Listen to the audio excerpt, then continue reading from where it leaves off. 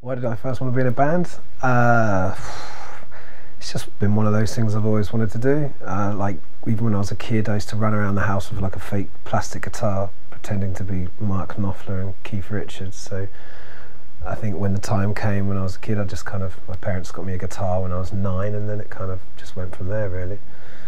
Only a few years ago, I knew we kind of had something, because obviously we've been mixing electronics with metal for a long time now, and I know it's kind of caught on massive over in the States, and it's a bit more kind of trancey kind of way of doing stuff. I guess I was quite happy with our last record, Grave Times. I kind of thought we had something then, but I didn't think it was where it should be. But I think when we were in Florida doing the record this time around, I think we've kind of stumbled across something.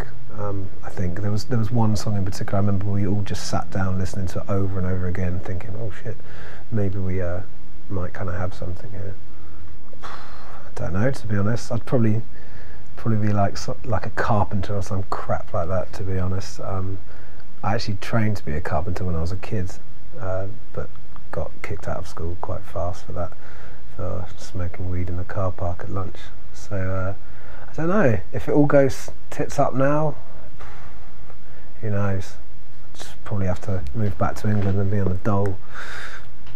Definitely feel anxious every single time we do something, even like choosing singles that have to come out, choosing, you know, the song that the next video is going to be for, is kind of, you know, second guessing, constantly wondering whether we're actually going to be picking the right one. We have that conundrum going on right now. There's a song that I don't particularly think is single worthy, and we'll see. Apparently that's what the next video is going to be for. So constantly anxious and scared about what we're putting out, to be honest. Quite a lot. I think now we've kind of settled into it a little bit. You know, when you first start touring, you're, you know, probably making a total dick of yourself. By the headlining band have probably done it for years, and you're kind of jumping on one of your first tours, and it turns into, you know, non-stop partying. I mean, our first tour, proper tour we did, was with a band called Death Stars around England, and I'm surprised we all made it back in one piece after that tour, to be honest. We didn't look good. When I got home, my wife just looked at me and was like, whoa, what have you been doing for the last 2 weeks? It just looked terrible. I had to take like 2 weeks off work, like after that tour, just to recover. Just felt terrible. But I think nowadays we've kind of calmed it down. You have to be a bit more professional now. You know, you can't really jeopardise the show or whatnot. So I think we're doing all right now. I guess Brixton Academy, the first time we did Brixton Academy, it was like a sold out show, and that's the first time where I kind of thought, oh shit, maybe, you know, picking up a guitar at the age of 9 was kind of a good choice.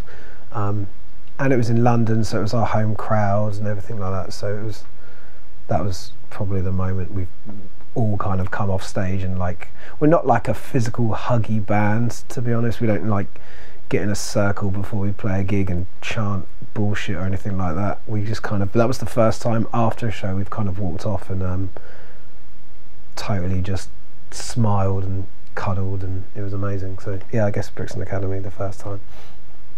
I think he'd be quite happy. I kind of worryingly haven't changed very much. My musical taste hasn't changed or anything either, so I'm still listening to Foo Fighters on a daily basis as I was when I was 15. But I think he'd be kind of happy with it, I hope. I think he probably thought that fame would have hit a lot earlier than it has, or has, I don't know if it has even, but like, you know, it's that thing when you're a kid, you think, when you're like 12, you're like, it's just a simple thing of sending a tape into a record company. So Daniel Johns from Silverchair, he was, you know, famous at 16, so you kind of think that you're that level of, you know, fame. You should be, you know, second album by the age of 20. Strange how it turns out that it takes a lot more work, but I think he'd be reasonably happy, I think, with what I've kind of done.